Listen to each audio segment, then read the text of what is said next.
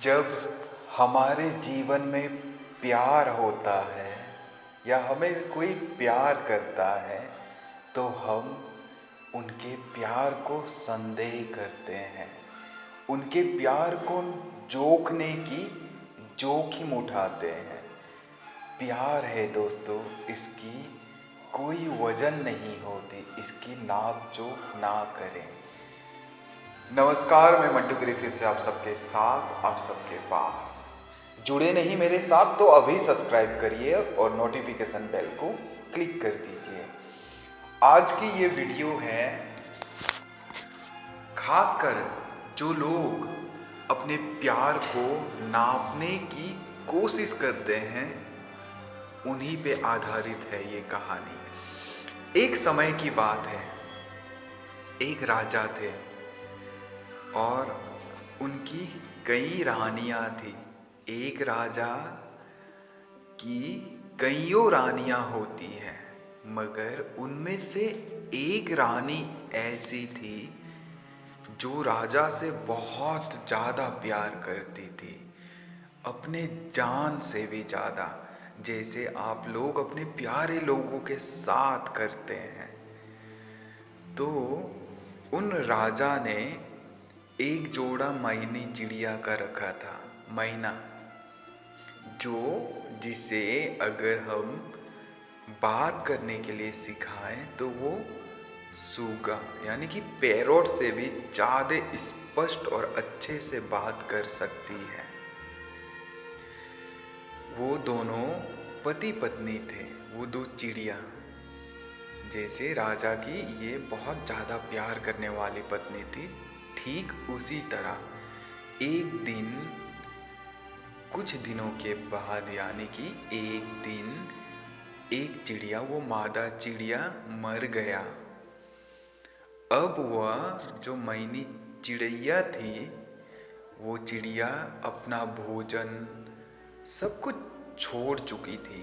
उसे दाना दिया जाता मगर चिड़िया दाना नहीं खाती और कुछ हफ्तों बाद वो चिड़िया भी मर गई।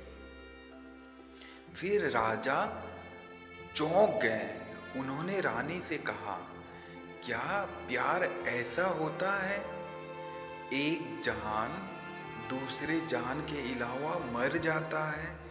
तो उसी रानी ने कहा, जो राजा से बहुत ज़्यादा प्यार करती थी, हाँ, प्यार दो शरीर एक जान हो जाता है। अगर उन दोनों में से किसी की भी जान चली गई तो दूसरा जीते जी मर जाता है। ये सुन के राजा चौंक गए और राजा ने उस रानी से पूछा, क्या जब मैं मर जाऊंगा क्या तुम ऐसा करोगी महारानी? तो रानी कहती है, आपको ये सवाल पूछने की जरूरत ही नहीं पड़ेगी। और राजा मुस्कुरा के वहाँ से चले गए और उनका जीवन बहुत ही शानदार आनंदमय से चल रहा था।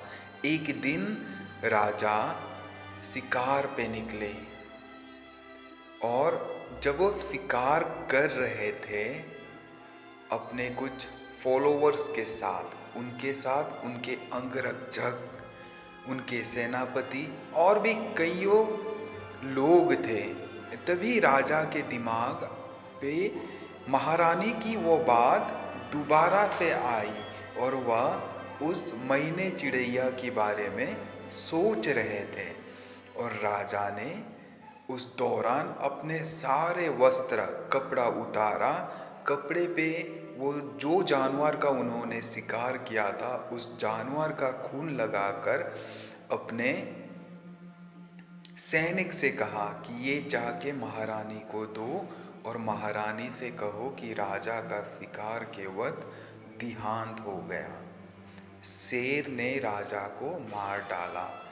ठीक वैसे ही सैनिक महारानी के पास आए और उन्होंने वह कपड़ा महारानी को दिया। महारानी ने बड़े ही आदर से वह कपड़ा ग्रहण किया, एक्सेप्ट किया और महारानी ने उन कपड़ों को अंतिम संस्कार किया।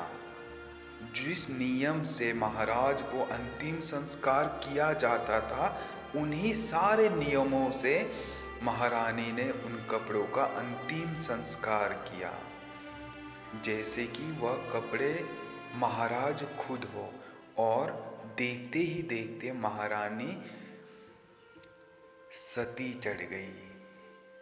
वहाँ ठहरे सैनिक कुछ कर ही नहीं पाए और महारानी उस अग्निकुंड पे छलांग लगाकर लेट गई और महारानी महाराज के उन कपड़ों के साथ जल गई। ये खबर जब महाराज तक पहुंचा तो महाराज चौंक गए, आश्चर्यचकित हो गए और उन्हें बहुत ही पछतावा हो रहा था कि उन्होंने अपनी महारानी की प्यार नापने की, यानी कि प्यार की तुलना करने के लिए, यानी कि नाप जोख करने के लिए एक भद्दा सा मजाक किया था।